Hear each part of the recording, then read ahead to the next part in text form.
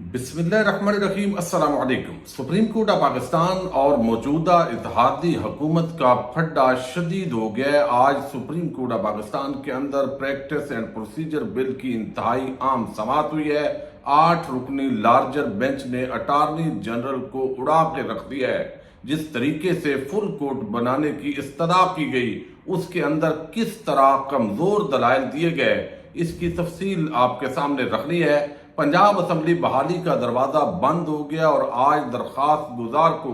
سزا بھی سنا دی گئی ہے۔ عمران خان کی زندگی کو اس وقت شدید خطرات ہیں اور اب نیا خطرناک کھیل اس حوالے سے شروع ہوا ہے۔ یہ انتہائی خطرناک کھیل کیا ہے، اسی سے ہم ویڈیو کا آغاز کریں گے اور میں امید کروں گا کہ آپ سماعت کریں گے اور اپنے قیمتی فیڈ بیک سے ضرور آگاہ کریں گے۔ سابق وزیر اعظم عمران خان، آپ کو علم ہے جب سے رجیم چینج آپریشن ہوا اس کے بعد مسلسل ان کو انتقامی کارروائیوں کا نشانہ بنایا جا رہا ہے۔ تحریک انصاف کے قائدین اور کارکنان ان پر ناجائز مقدمات بنائے جا رہے ہیں۔ انسانی حقوق کی عالمی تنظیموں نے اس مسئلے کو کئی مرتبہ عالمی فورم پر بھی اٹھایا ہے، لیکن اس وقت جو ہمارے مقتدر حلقے ہیں اور ان کے ساتھ آصف زرداری اور نواز شریف مافیا جو ہے وہ مکمل طور پر چاہتا ہے کہ تحریک انصاف اور عمران خان کا خاتمہ ہو۔ لیکن اب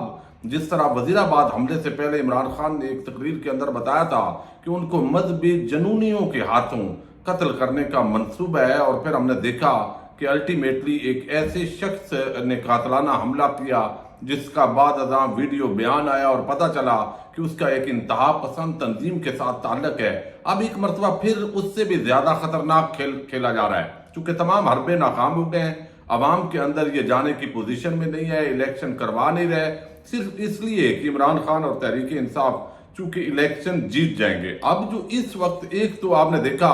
کہ جس طرح مردان کے اندر واقعہ پیش آیا اور اس مولوی نے بات ایک مقامی جو سیاسی رہنما ہے پی ٹی آئی کے ان کے حوالے سے کی جو انتہائی متنازع تھی، لیکن پھر اس کا مرڈر ہو گیا اور مجمع جو تھا وہ اس پر ٹوٹ پڑا۔ لیکن بہت سارے جو صحافی تھے جن کا نون لیگ اور پیپلز پارٹی کے ساتھ تعلق ہے، صحافت سے کم تعلق ہے، لیکن انہوں نے اس پورے واقعے کا رنگ جو ہے وہ ایسے دیا کہ جیسے یہ عمران خان کے حوالے سے بولا گیا ہے۔ پچھلے دنوں زمان پارک کے اندر بھی ایک شخص نے گفتگو کی بچے نے، اور اس کو بھی بڑھا چڑھا کر بیان کیا گیا، اور اب جو ہے ایک پورا ماحول بنایا جا رہا ہے سوشل میڈیا پر کہ جیسے عمران خان نعوذ باللہ کوئی گستاخ ہیں، کوئی دین کے دشمن ہے۔ یہ ٹرینڈ جو ہے وہ لوگ بنا رہے ہیں جو نون لیگ سے تعلق رکھتے ہیں، جو بہت ہی صحافتی کمیونٹی کے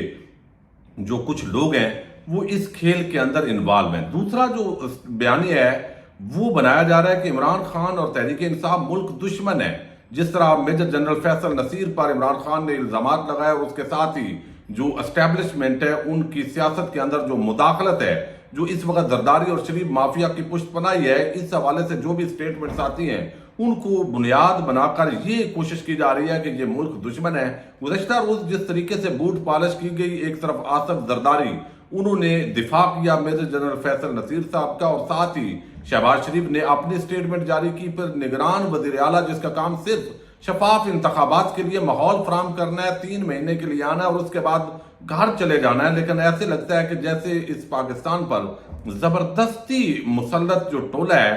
وہ کچھ اور ارادوں کے ساتھ آیا۔ اب وہ بھی سٹیٹمنٹ دے رہے ہیں کہ اداروں کے خلاف ہردہ سرائی نامنظور ہے، لیکن کتنے شرم کا مقام ہے کہ جب سابق وزیر اعظم عمران خان پر قاتلانہ حملہ ہوا ہے، اس کا مقدمہ درج نہیں ہوا، اس پہ آپ کو غیرت نہیں آئی، اس پہ آپ کو شرم نہیں آئی۔ آپ نے تحقیقات جو جے آئی ٹی کرنا چاہتی تھی اس کے اندر رکھنا ڈالا، پھر ارشد شریف شہید جس طرح اس کا مرڈر ہوا اس کیس کو دبانے کی کوشش ہو رہی ہے۔ تو جو انتقامی کارروائیاں ہو رہی ہیں، بجائے اس کے کہ آپ زرداری ہوں، نواز شریف ہوں یا دیگر حکومت کے اندر جو اتحادی ہیں وہ یہ بات کریں کہ بھائی ہم شفاف تحقیقات کرواتے ہیں، کوئی میجر جنرل ہو یا کوئی جنرل صاحب ہو یا کوئی جج ہو، کوئی سیاستدان ہو، وہ کوئی خدا تھوڑی ہے بھائی اس کو قانون کی گرفت کے اندر آنا ہے، اس کو انویسٹیگیشن جوائن کرنی چاہیے۔ ایک وقت تھا کہ جب نواز شریف نے ایک ڈی جی سی پر الزام لگایا جس نے مریم نواز کو سمیش کرنے کی بات کی تھی، تو اس ڈی جی سی کو جنرل باجوہ صاحب نے ہٹا دیا تھا۔ پھر ہم نے دیکھا کہ سندھ کے اندر جو واقعہ captain retired Safdar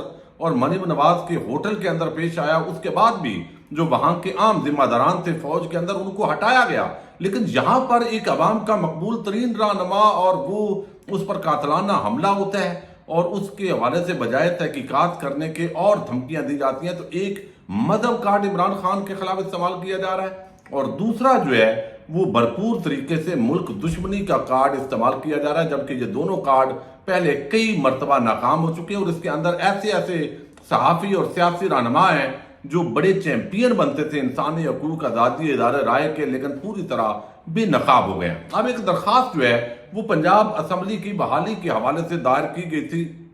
Lahore high court کے اندر۔ آج اس درخواست کو جو درخواست گزار ہیں ان کو جرمانہ کر دیا گیا اور کہا گیا کہ یہ درخواست فضول ہے، حالانکہ جسٹس اطہر من اللہ نے یہ سوال اٹھایا تھا جس کا ذکر گزشتہ روز چیف جسٹس عمر عطا بندیال نے بھی ایک تقریب کے اندر کیا، لیکن یہاں پر جو درخواست گزار ہیں ان کے حوالے سے کہا گیا ایک تو ان کی جو درخواست ہے وہ مسترد کی جاتی ہے، چونکہ رولز کے مطابق جب اسمبلی تحلیل ہو گئی ہے تو دوسری مرتبہ اس کی جو بحالی ہے اس کا سوال ہی نہیں پیدا ہوتا ہے۔ اس کا مطلب ہے کہ آپ نے عدالت کا جو وقت ہے وہ ضائع کیا ہے۔ یہ جسٹس شاہد کریم ہے، انہوں نے سوال کیا یہ کون ہے جس نے درخواست دیر کی ہے، جس پر وکیل نے بتایا کہ درخواست گزار فیصل آباد سے اور ایک سیاسی کارکن ہے۔ جسٹس شاہد کریم نے پوچھا یہ کس قسم کی درخواست دائر کی ہے، ایسی درخواستوں سے عدالت کا وقت ضائع ہوتا ہے۔ پھر انہوں نے ریمارک دیا کہ اگر جرمانہ معافی کی استدعا کی تو 2 لاکھ کر دیا جائے گا، یعنی ڈبل ہو جائے گا، یہ فضول درخواست ہے، اس کو خارج کیا جاتا ہے، اور 1 لاکھ جو جرمانہ ہے وہ درخواست گزار کو کہا گیا کہ آپ نے پے کرنا ہے اور آپ نے یہ فضول قسم کی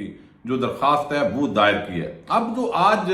سپریم کورٹ آف پاکستان کے اندر پریکٹس اینڈ پروسیجر بل، آپ کو علم ہے یہ ایک بڑی جو سماعت ہوئی ہے، اس کے اندر 8 رکنی جو لارجر بینچ ہے اس نے اس کی سماعت کی ہے، لیکن آپ کو ایک چیز میں بتا دوں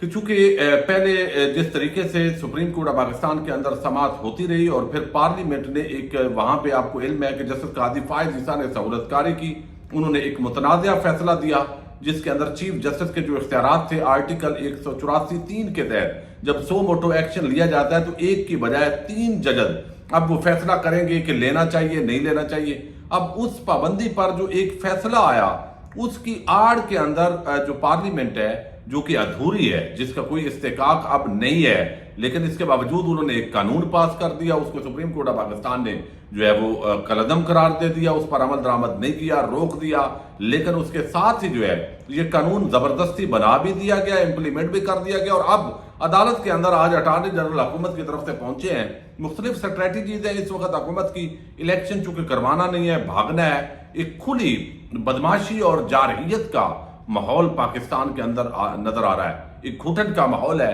جس کے اندر جو ہے وہ اگر میں آپ کو بتاؤں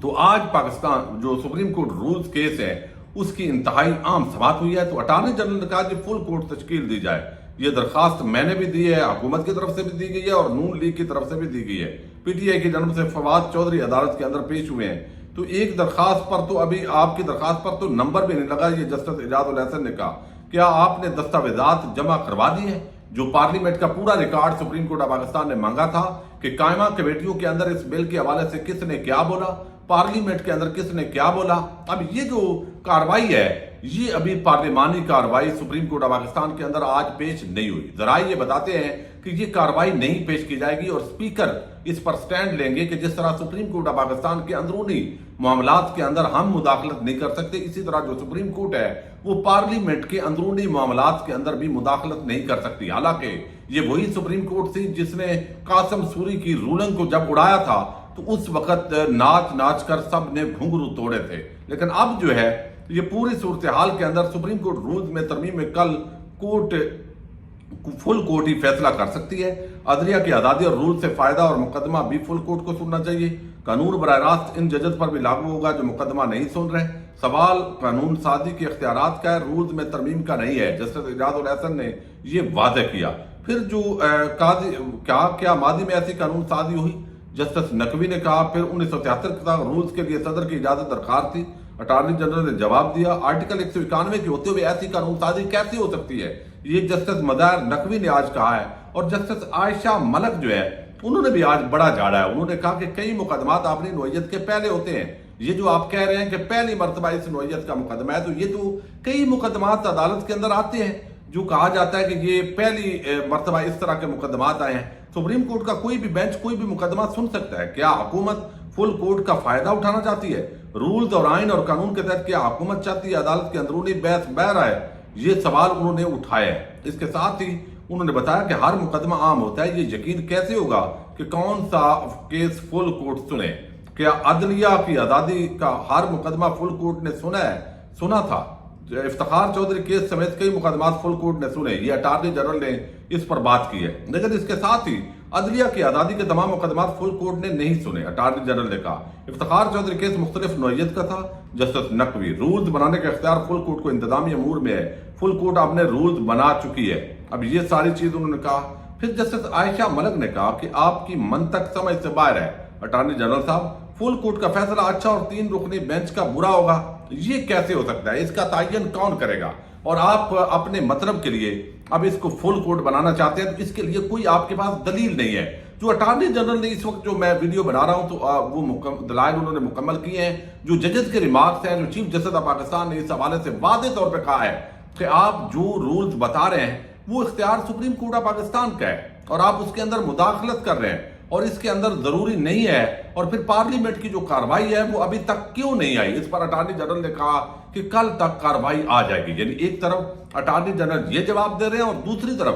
جو پارلیمنٹ کے ذرائع ہیں وہ بتا رہے ہیں کہ یہ کارروائی نہیں دی جائے گی، اس معاملے پر سپریم کورٹ آف پاکستان سے پھڈا ڈالا جائے گا۔ تو بظاہر ایسے لگتا ہے کہ جب تک یہ ویڈیو پبلک ہوگی شاید یہ فل کورٹ کی جو استدعا بنانے کی درخواست ہے یہ مسترد ہو جائے گی، اور چیف جسٹس بندیال نے